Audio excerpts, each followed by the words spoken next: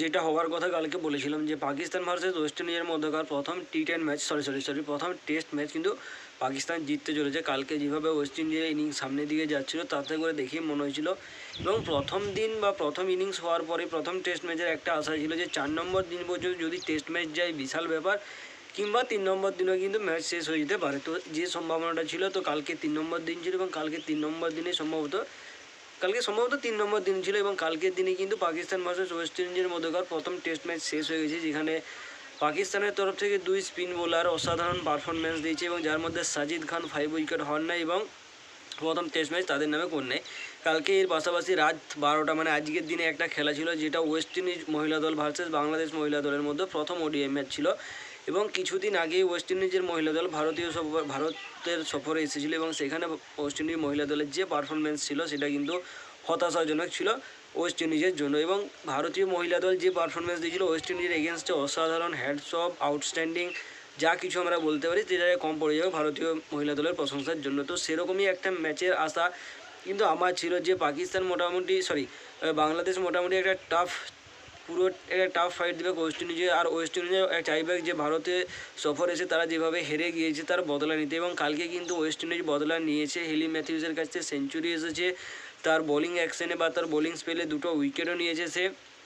তো মোটামুটি Pakistan versus West Indies match যতটা ডিজাস্টার ছিল, ঠিক ততটাই ডিজাস্টার কিন্তু বাংলাদেশ ভার্সেস ওয়েস্ট ইন্ডিজ মহিলা দলের মধ্যে প্রথম ওডিআই ম্যাচ ছিল, বিশেষ করে বাংলাদেশের পারফরমেন্সের দিক থেকে।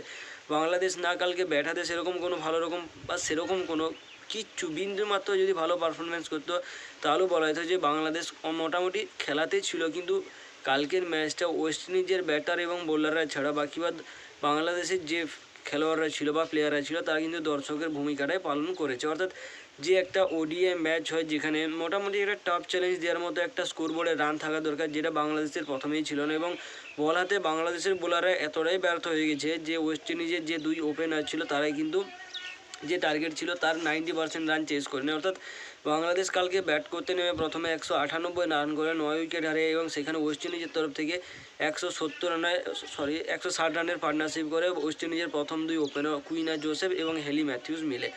তো বাংলাদেশের তরফ থেকে কালকের ম্যাচে সবচেয়ে বেশি বা কালকের ম্যাচে top scorer for Bangladesh cricket হচ্ছে শারমিন আক্তার 42, নাহিদা খাতুন 40 এবং শোভানা মোস্তারি 35 রান করে। ওয়েস্ট ইন্ডিজের তরফ থেকে captain Hayley Matthews 2 wicket 41 run, Aaliyah Alleyne 22 run দিয়ে 2 উইকেট এবং ডিয়েন্ড্রা ডটিন 40 রান দিয়ে 3 উইকেট করে। কালকে বাংলাদেশ 50 ওভার খেলে 9 উইকেট হারে 1 উইকেট হাতে রাখে, যেটা আমরা বলি না যে 101 টাকা 501 টাকা দিয়ে একটা মানে কোনো ভালো কাজ করলে যেভাবে আমরা প্রণামী দিই, তো সেরকমই একটা পারফরমেন্স ছিল বাংলাদেশ মহিলা দলের কাছ থেকে। যাই হোক গিয়ে বাংলাদেশ 198 রান করে 50 ওভার খেলে 9 উইকেট হারিয়ে একটা টাফ চ্যালেঞ্জ ছিল, বোলিং পিচ ছিল, এটা আমরা ভাবতেই পারি। কিন্তু অপর প্রান্তে যখন ওয়েস্ট ইন্ডিজ ব্যাট করতে নামে তখন কিন্তু পিচ চেঞ্জ হয়ে যায় ভাই, সত্যি কথা বলছি।